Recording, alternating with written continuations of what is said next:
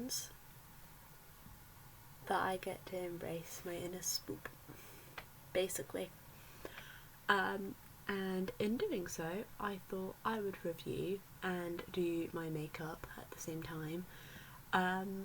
Different classic horror films. The first one, as you can tell by the title, being The Exorcist. I have not seen any of the movies that I'm reviewing for this Halloween series, because I could have watched films that I had seen, but I thought it would be quite fun to watch ones that I hadn't seen before so I could get a fresh look on it. This is also going to be kind of a tutorial, but I won't go into the details of everything. I also really hope this goes well. The Exorcist is a 1973 horror film that was, like, people were very scared by it when it came out. Now, I had not seen this film. I only knew a couple of, like, the iconic bits from films that had either tried to imitate it or from, like, my family talking about it, such as the head spinning bit. Like, whenever we watched a horror film, my family would be like, oh, they're going to an exorcist and spin their head round, or something like that. So I went into this film, from my knowledge, expecting it to be quite silly, basically. I'm going to go around my eyes with some brown eyeshadow. I'm kind of give them a sunken look, and then I'm going to do a little bit of brown and a little bit of black. Spoilers. I forgot to put that in before I started talking a bunch of gibberish. Basically starts off in Iraq, I believe it is, with a priest guy who he finds this item whilst doing an excavation, and he doesn't later come into it until later on in the film. The whole film goes between following two characters.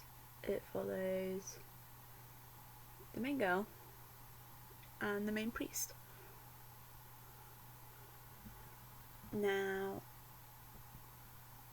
the main girl is basically being tested for various mental disorders because she's showing signs of, like, aggression and stuff, which her mum says is unlike her, and they're like, well,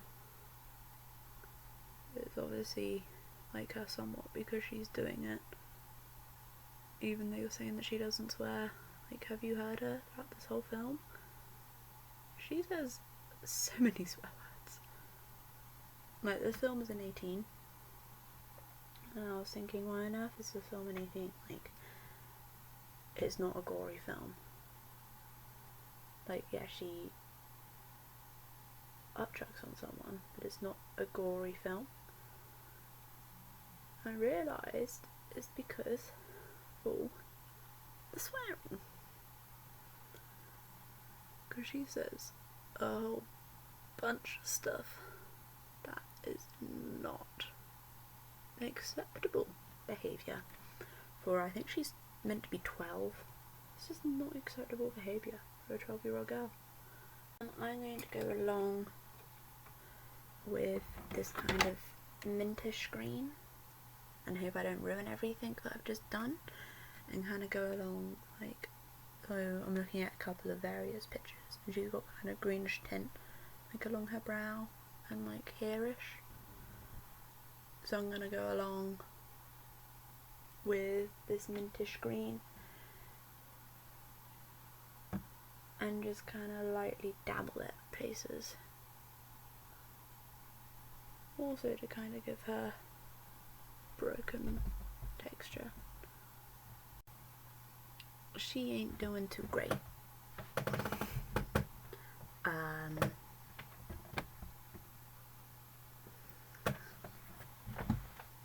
Good boy. She is having problems. And people think it's some sort of mental illness. And that's what they all believe it to be. Which isn't, that's what they believe it to be. And she's like, oh, but then Mum's like, but the bed's shaking. They're like, oh, it's just muscle spasms. People with this have it. And she gets told to take her daughter to various priests and stuff. And none of them have an explanation. She has loads of scans and things because you can't find demons when you scan things. Did they not know this by now? Or you can if you look at, you know, horror films like Possession. But that's not the point. Just a red crayon thing. And I'm going to try and copy her face things as best as I can. From what I understand, his mother was in hospital.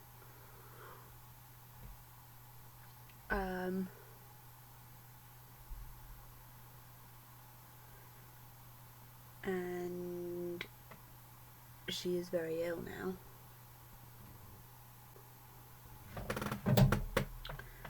And he kind of blames himself for it. I kind of think this is latex. I believe it's latex. It's described as Fright Club Scarfix. I'm assuming it has the same thing as latex. What ends up happening is the mother contacts the priest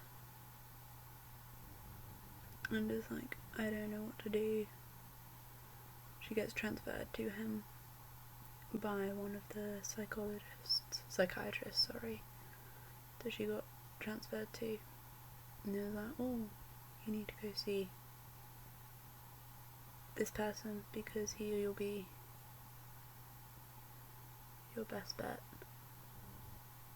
when it comes to demons.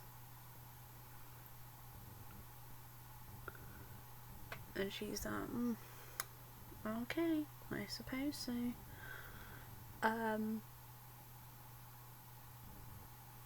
And she goes to him and he's like, but exorcisms have never been done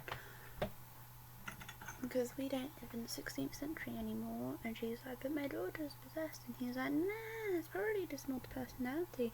Don't do this, by the way. This isn't working and it's frustrating me. Why am I being so bad? Like, I know I haven't done latex in a while, but come on. This is awful. He can't do an exorcism on his own. And she's like, but I need him to have an exorcism. And the church gets lots of proof that this is definitely a haunting and not like a fake haunting. And they're like, yeah, these people definitely need to see, like, they definitely need someone to go over and help them. So they get some help. And the guy from the very beginning goes and he's like, oh, I'll help you do an exorcism. And he tells the younger priest man, don't let the demon manipulate you. because that's what demons do. Whatever he does, he'll probably be telling you lies, which the demon does do. But it ends in, where are people going? It's midnight. Like, it's 15:15 midnight. Why are there horns? Older priesty man is like, look, you are not, because the younger priesty man keeps hallucinating his mother. And the older priesty man is like, look, you can't be in here because you're not mentally stable to be able to deal with this. So he leaves him and lets him do it on his own. The younger one then goes out, and the mother of the girl is like, why are you not helping him? Is it because there's no help left for my daughter? Is she going to die? And he's like, no, it's fine. I'll go in and help, because he feels sad suddenly. And he goes in to try and help. But the older one got killed by the demon. Which is a little bit sad. Because he's just on the floor, dead. And then the guy's like, no, don't you dare take this child, because then she starts manically laughing. And he's like, don't you dare take this child, take me instead. He gets possessed with the demon, which helps get rid of the demon from her.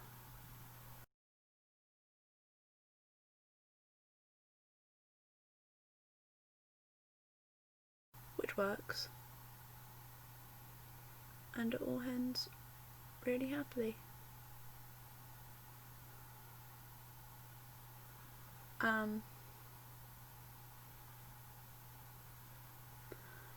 The girl can't remember anything, which is very good, because that demon makes her do some weird things.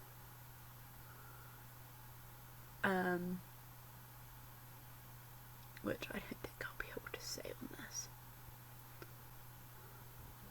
But yeah, he ain't a nice demon, basically. But it all works quite well. It all ends quite well, which is very nice. And I'm very happy that it ends well, apart from the 2 deaths. One of their friends dies as well, but I can't remember who. Hasn't dated, I would say. The bits which would be deemed as silly as such would be silly back then. It's not because it's dated it's silly. It's if you find it silly now, you would have found it silly back then. It's not dated particularly at all, because they don't use any CGI from that time period. It's all literally quite good makeup, very over the top makeup, but it is all quite good makeup nonetheless. The demon was like, you know what, possessing this young girl, I might as well make her look weird as I can. So that's what he did. Only recently learned, a few days ago, was that the very iconic scene of her running down the stairs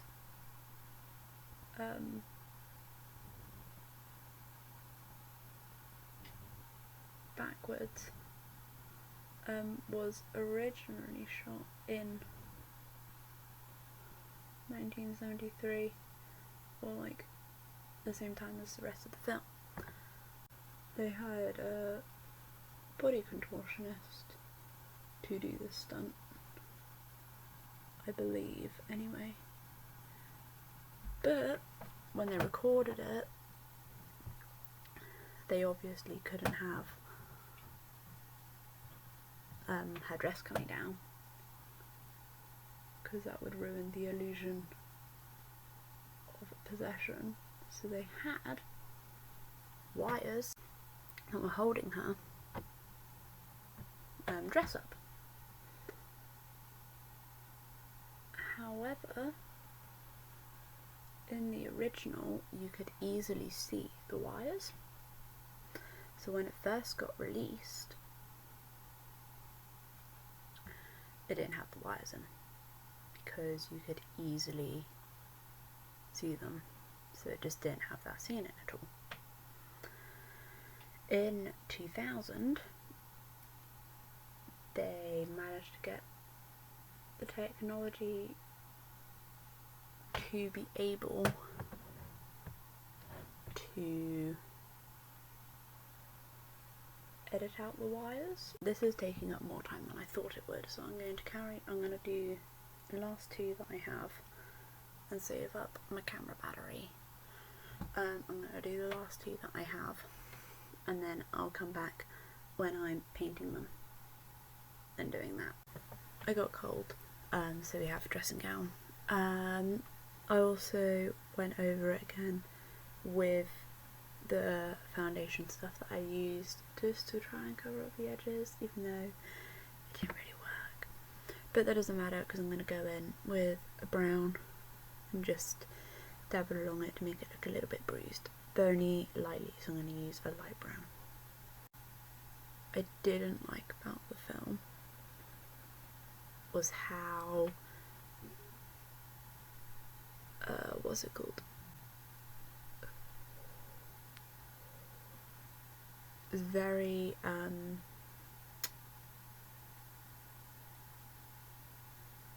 elongated.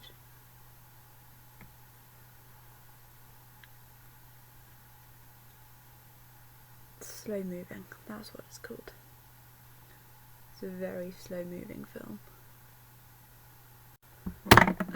When you look it up, it's advertised as being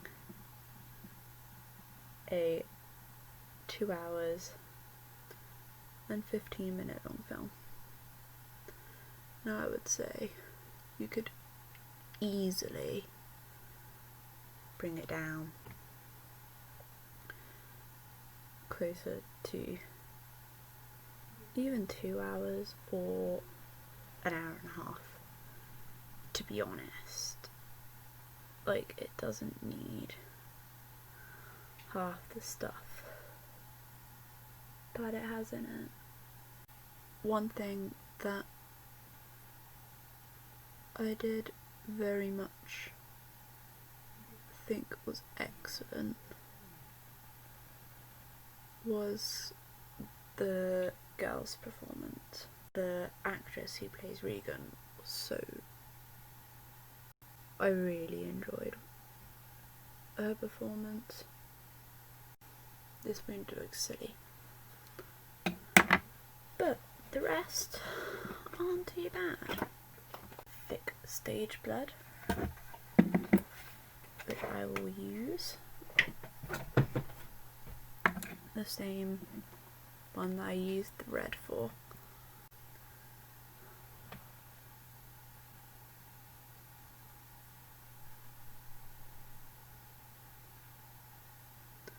Yeah, overall, so it was a pretty decent film.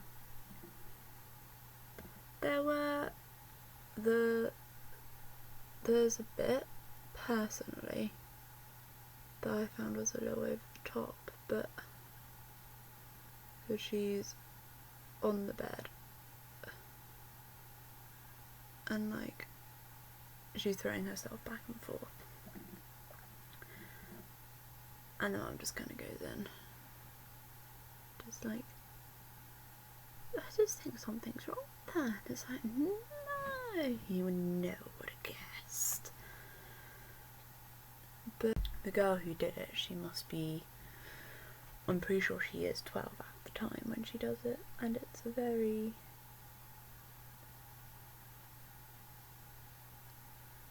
she's a very good actress. I don't think it would have been the same if she was bad.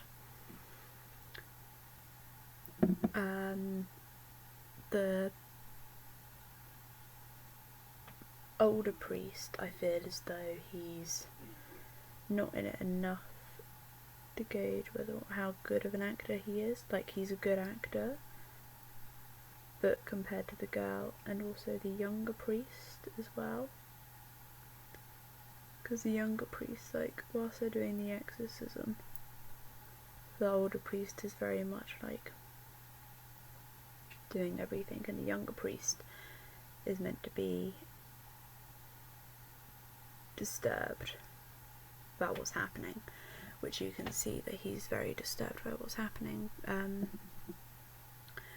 from the way that they portray his character. You can see that he's meant to be disturbed by what's happening. You can see that because it's not just gone up to him in like a dramatic way, he literally sat down and his shoulders are up like this, which I like because that shows that he's feeling discomfort, and I like seeing that because it helps me know that, like, they've done research, they've looked into it and things, and it makes me happy. I'm gonna get this, I'm gonna get latex, I'm gonna get a little bit of green because I got some green. I'm gonna mix it together. I need a bit of this green. I got this because at some point I want to make myself into a character from space. But nonetheless, make sure that you use brushes as well, that if they do end up getting ruined, you don't actually mind that much. Right, these ones are quite old brushes that I don't use particularly, but if they get ruined, it doesn't matter so much. Okay, now I'm gonna layer it on this bit and try and bring it down my neck. I'm going to put on a wig. You can put in contacts, but I don't own contacts. But then that will be the look. Don't be scared.